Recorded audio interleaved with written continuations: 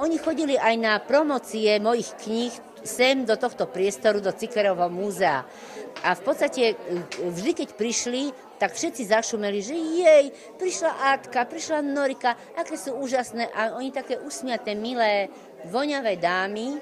A hovorí mi vtedy moja vydavateľka, ktorá už mi vydala, neviem, 4 knihy, že Boba, prosím ťa, že nemôžeš ich nahovoriť, že nechceli by aj oni knihu, keď všetci ich tak majú rady. Koľko rokov si venovala tejto profesii? No venovala som jej viac ako 40 rokov, keď som v roku 2003 musela odísť z televízie, ale vtedy som pracovala redakčne, aj hlásateľsky. Takže ja som veľmi rada, že som si popri tejto našej profesii našla aj iný priestor v televíznej tvorbe. Pesničkou, ktorú vám spievala Jana Kociánová, sme splnili aspoň časť vašich želaní, vážení diváci, o ktorých nám píšete v listoch na adresu tejto speváčky. Atku Strakovú si pamätám ešte ako dievčatko, keď uvádzala večerníčky a v tom čase ešte nebola zvučka s deduškom večerníčkom.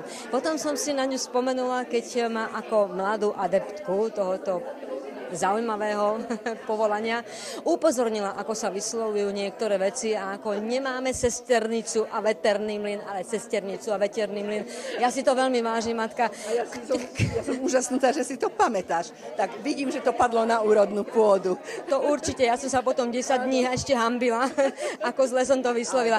Televízna obrazovka je miestom, odkiaľ by každý deň mala znieť len a len spisovná slovenčina.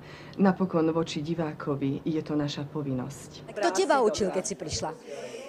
Vieš čo, my sme mali skôr takú celú plejadu pedagógov, učiteľov. Na nás predovšetkým dozeral jazykovedný ústav Slovenskej akadémie vied, profesor Mistrík. To on dbal a kontroloval nás, sledoval nás, ako rozprávame a raz za mesiac sme sa s ním stretli a vytkol, alebo prípadne vypichol, čo bolo dobré. A potom sme chodili na hlasové a dýchacie cvičenia k profesorke Eve Blahovej, to bol náš ďalší pedagóg. Takže naozaj plus, samozrejme moje staršie kolegyne, Norika predovšetkým, tá ma vedela cepovať a náš Dušan Gábor, náš zlatý šéfredaktor, ktorý ma vlastne aj vybral z toho konkurzu spomedzi 120 dievčat a ja som bola vlastne jeho posledná, nezaznelo to dnes tu, ale ja som bola vlastne, nahradila som pani Blaženku Kočtuchovú, lebo ona už mala svoj vek a chcela sa už posunúť do nejakej redakčnej práce. Keď som prišla ja medzi vás, tak vy ste boli už veľké hviezdy samozrejme a pamätám si, ako si mi povedala vetu, najprv si posaď hlas. Ja som tomu vtedy nerozumela. Kto k tebe povedal tú vetu? Najprv si posaď hlas. Ja som mala posadený hlas, pretože som recitovala a som spievala. Popri hlasateľskej práci nás veľmi priťahujú programy s obecenstvom. Láka nás príležitosť vyskúšať si svoje schopnosti aj v umení konferenciérskom a reportérskom. My sme spolupracovali nielen v hlasateľni, ale sme sa potom stretávali na pravidelnom programe Identifikačný kód Slovenska, ktorý sme uvádzali na Bratislavskom hrade, ktorý realizoval doktor Moza. A bola to tiež úžasná škola a úžasných ľudí sme stretli, o ktorých ani nikto nevie, že ja som poznala 120 úžasných osobností Slovenska. Takže aj tebe ďakujem za spoluprácu, Gabi. Čo ti táto profesia dala a čo ti naopak vzala? Nič mi nevzala, lebo ja som si to nedala vziať. Ja vedome som na tom pracovala, že na prvom mieste je moja rodina a potom je moja práca sprievodná a tá bola naozaj nádherná. Dala mi predovšetkým obrovské množstvo stretnutí s ľuďmi, s ktorými by som sa nebola nikdy zoznámila. Aby to voňalo tak, ako tie moje spomienky s vami. Tak, no to je krásne, áno, to je krásne.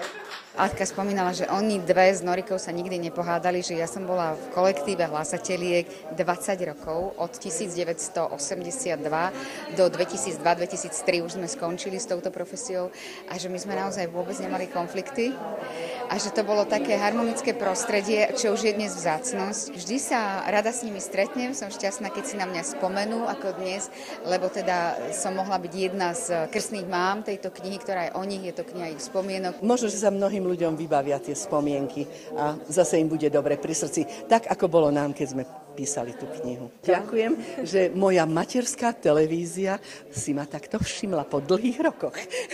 Áno, pozdravujem všetkých divákov RTVS, všetkých.